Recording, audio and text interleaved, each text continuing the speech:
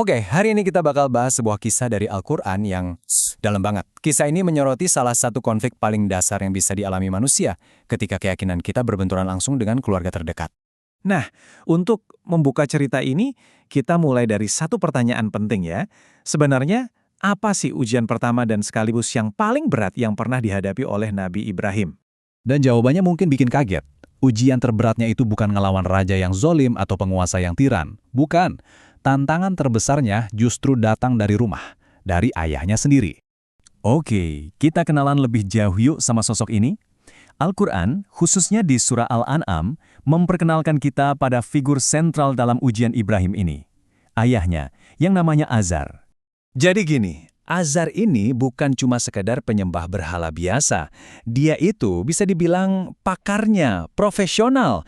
Dia yang bikin, dia yang ngukir, dan dia yang ngejual patung-patung itu.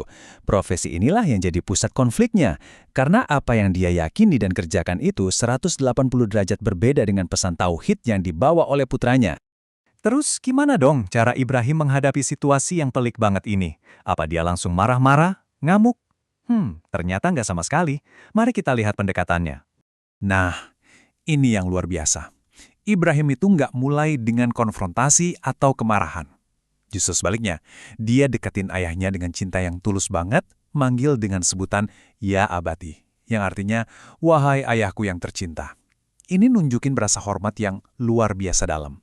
Dan lewat panggilan penuh hormat itu, dia ngasih pertanyaan yang super logis, tapi juga, menusuk.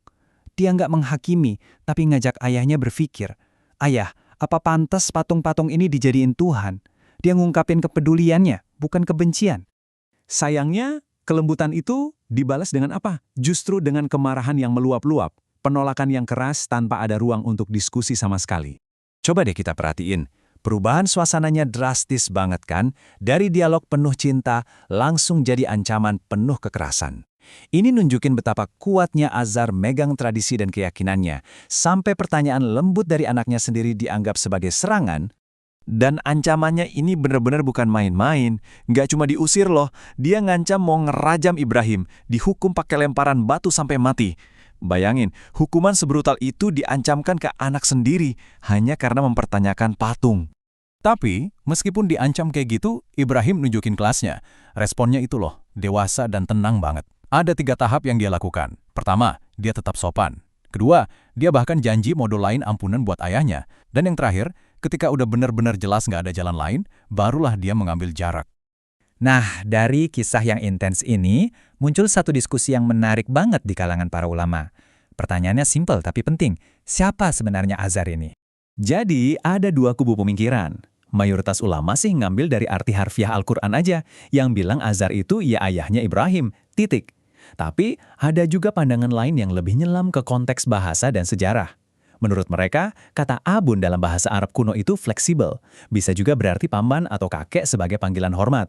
Jadi, ada kemungkinan Azar ini adalah paman atau wali yang merawat Ibrahim. Oke, terlepas dari perdebatan soal siapa Azar, mau dia ayah kandung atau paman, ada satu pesan utama dari cerita ini yang nggak bisa kita lewatkan. Ini intinya.